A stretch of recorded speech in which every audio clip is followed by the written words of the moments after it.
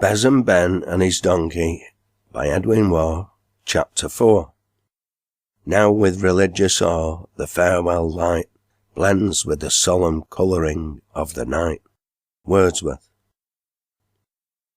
As Ben walked slowly to and fro in front of the mill, expecting every minute to see Enoch show himself at the top doors again with some news of Dimple, he began to be aware that there was a deeper silence around him than before, and it sent a cold chill all over him. A fearful sense of isolation was beginning to lay hold of him. He tried to sing a song by way of keeping his courage up, but it would not do. The sound came back upon his ears with such weird loneliness that it frightened him, and he stopped at the end of the first line. There was something so mysterious in the stillness that was settling down around him, and he durst not disturb it. And yet he would have been glad to hear any sound that told of human life, for he felt like a man locked up alone in an old church at midnight. Poor Ben was a solitary pool left trembling upon the shores of darkness after the tide of life had gone down. He paused and looked wistfully around. All was still, and night was silently winding her dusky arms about him. The hollows of the clough were already shrouded in thick gloom, and vague terrors began to overshadow the benighted besom maker. For he was a simple, superstitious man, and his mind had been early stored with the goblin tales of Spod and Lond. He had sat by the fire on winter nights when a lad in his father's cottage on Lobden Moor, listening in eager excitement to many a wild boggart story, the scene of which was laid in the solemn clough where he was then wandering to and fro so lonely in the dark. He could have kept his heart up better if he had even had his poor jackass by his side, but bereft of Dimple, he felt strangely cut off from human society, and left entirely at the mercy of those fearful beings who are said to wander back to us from the confines of the invisible world. He tried to get the better of his fears, but he could not, for in spite of himself the awful stillness and the deepening gloom sank every moment more heavily upon his spirits.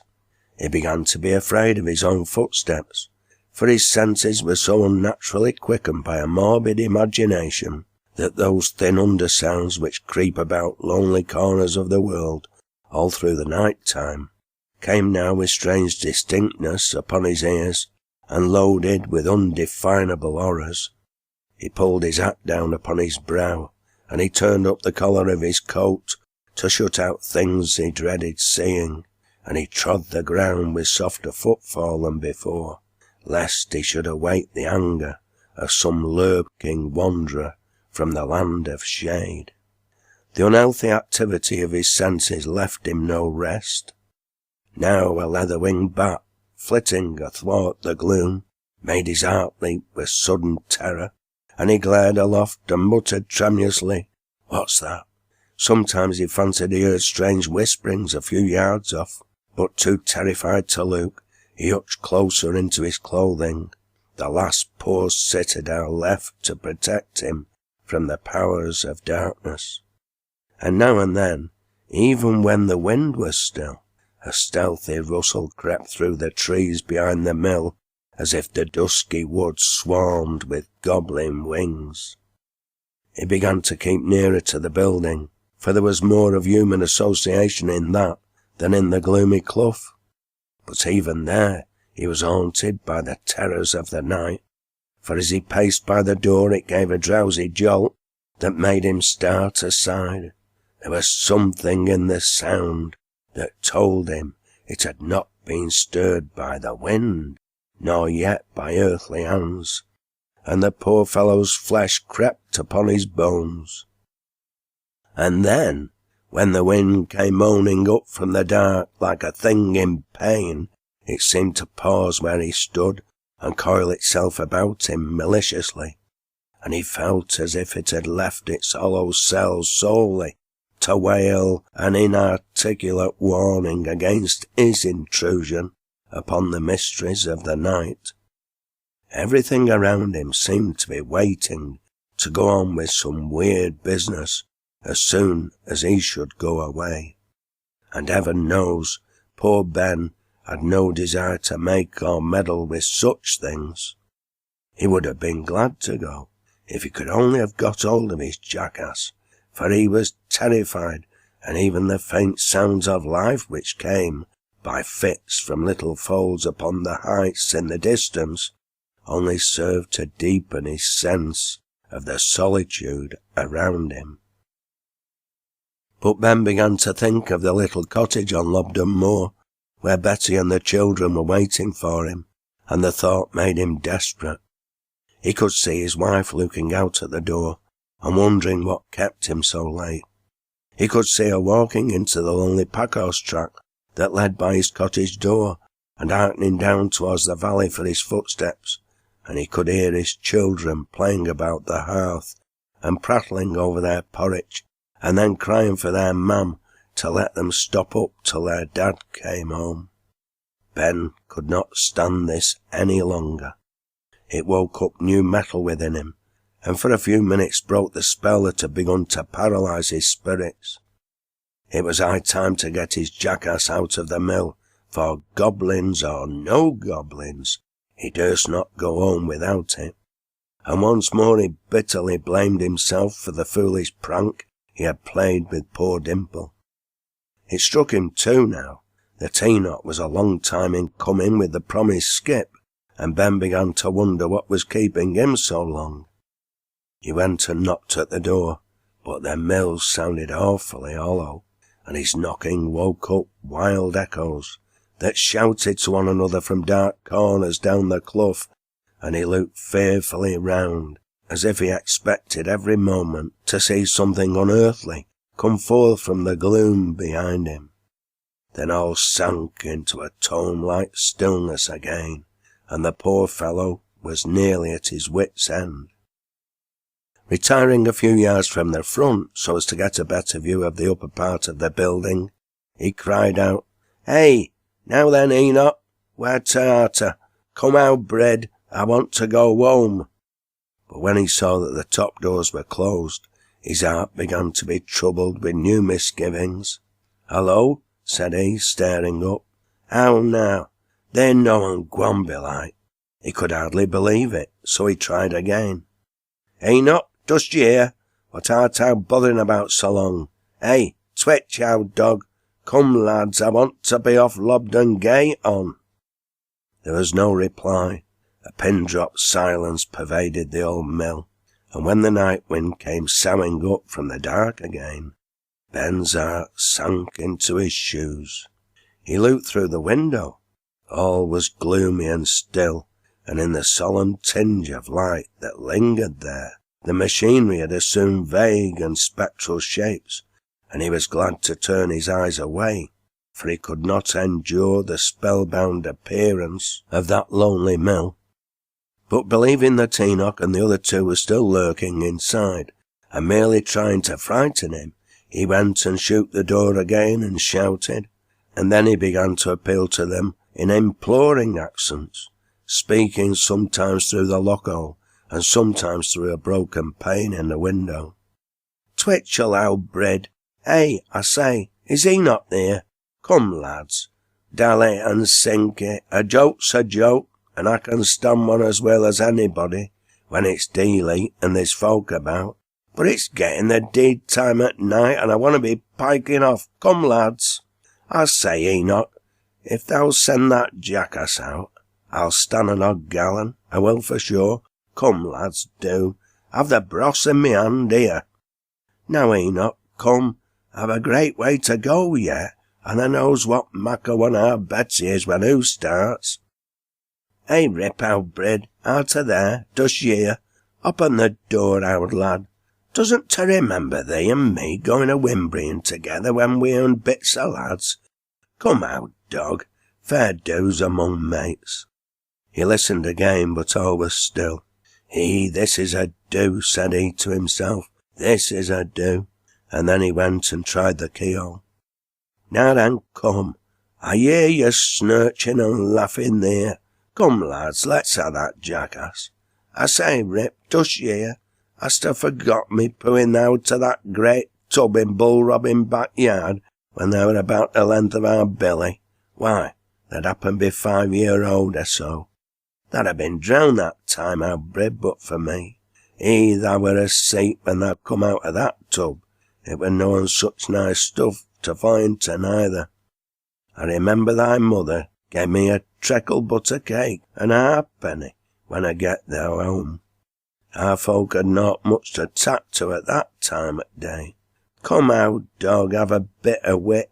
Let's have out of that jackass. Dost year? Ben held his tongue and hearkened again, but the only sound he heard was made by the wind, which whistled a little razory note through the lock-hole into his ear, as if in mockery of his simple arts of persuasion. Ben turned away despondently, and he walked about, staring at the ground and muttering to himself, "Well, by mass, I brought my pigs to a bonny market this time. Whatever mun I do? Whatever mun I do?" And then he sat down upon the stone at the corner of the mill again.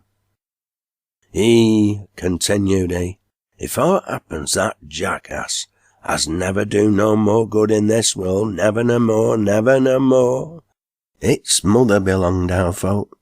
I recollect it being folk as well as can be, and a prettier little thing never bites of a thistle. Bonny Dimple. It's been brought up like one of family in a manner of specking. I like as if I can see it paddling up and down lane among childer, just the same as if they were all childer together, sticking hands with one another. Aye, and little things used to cample and talk to it as if they were own cousin to it, and it hearkened and pricked its ears, and then ma looked up and down as if it knowed every word that they said. Dimple, old lad, I've watched them through wind and mony a time, while it's made me belly work wi' laughing. Aye, and it used to eat bits of bread and such like out of their hands, just same as a gradely Christian. Dear o' me, our Billy bought it up at the toffee once, and he kept coming to me and saying, 'Here, Dad, make it eat it, it were a bite. Make it eat it, Dad.' Dear, and I remember him crying his een out one night, because his mother wouldn't let him have it in bed with him. It knocked him into well trough one day with pushing its nose into his porridge dish. Aye, and another time it followed him out road to school to old Mally's at the swine rootings, as if it wanted to learn ABC like him. And when they get to the door, old Mally wouldn't have it in th' house, and our Billy cried for her to tack it in, and he told her he were going to save his Sunday halfpennies to pay for school wage for it. But while th' old woman were trying to drive it off with thumb brush, he piped out at back door and ran off a playing truant with jackass. Who'd a regular battle with it, and it sent its foot through a mug that stood at school door afore who could get it to go away. But when our Billy called out on it from Tender Lane, it set off after him at full gallop, and they took straight down Yally Hall Clough together, like redshants. As old Mally stood in door-hole watching 'em, who shaped brush at our Billy, and who said, "I'll warm thee, gentlemen, for bringing jackasses to school with thou." But our Billy didn't care a heap for brush, nor for her neither, so long as Dimple were with him. I thought they'd been lost that time, and our Betty float me as had been the instigation at th' whole concern, but they turned up at Thedger dark as hungry as 2 Fumart dogs. There'll be some fretting in yon hole about that jackass. Dimple, old lad, thou's done naught to deserve such usage as this. Thou's been one of main props of my life since thou come to any sense. By Guy, I'll face no one a Lobden moorside again bout that jackass. If I do, Hallo, what's that? It was the mill door that rattled in the wind, but Ben sprang to his feet and ran to the lock-hole again, thinking it might be some sign of life inside. "Hey, lads," cried he, "are you there? Now then, I say, up at door. Come, do some bit like as you wouldn't be done by. Turn that jackass up and let's be going. Hey, I say, I care nowt about that bit of beef, nor clogs neither. Twitch, old lad, dost a year? Thou might take that beef whome with thou. It'll come in for Gilder, and thou'rt welcome, old mon. And they may go rip those clogs, they'll just fit him. Come, lads, let's ha' me jackass. And I say, Enoch, thou knows that calfskin singlet I won at sack race last Whitworth bush bearing? I'll give thou that, and a brass backer box of my grandfather's, and threepence, if thou'll let me jackass off. Come, lads, for God's sake, it's getting dark, and I don't like being so late home of a night. Come, done ye year? It was no use. Ben's appeal was lost upon the dead mill, and in the depth of his despair it struck him that he had better try another tack. So after he'd listened a minute or two, he cried out again in a tone of half-assumed anger, "Come, I say, you're going rather too far for me now. I'm known to stand this much longer. If you dunna send my jackass out of that hole in under 2 minutes, I'll whiz a 2-3 stones through these windows. Now, I've told you. And as for thee, Enoch, next time I lead to thee, old man, I'll fop thee a wuskint theero, so look out. They'll have to go through St. Peter's Needle if my shoon stops on, I've told her."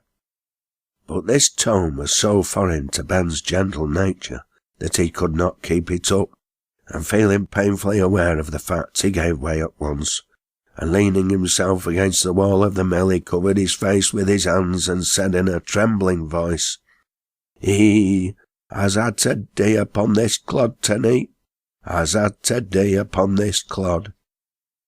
Then he crept into the doorway for shelter, and there he stood, downhearted and silent and still as a statue, pricking his ears at every little sound. The poor fellow little dreamt that Dimple had been let down at the back of the mill and driven up into the village nearly an hour before, and therefore, believing that the jackass was still inside, he clung to the building with a heart full of melancholic anxiety. The last gleam of sunset had burnt out in the west, and darkness had fairly settled down upon the scene, but as the dreamy fringe of the day was drawn off from the landscape, a cold, chaste tinge of still more solemn light began to suffuse the gloom, for the stars were silently mustering to their nightly stations in the cloudless sky. Gentle sleep had begun to weigh down the eyelids of the tired world, but nature's soft nurse, who knits up the ravelled sleeve of care, had no power over fretful Ben as he stood there, weary yet unnaturally wakeful, in the doorway of the old mill that night. And there for the present we must leave the poor besom maker, moaning in the solitary clough, whilst we follow his unfortunate donkey up into the neighbouring village.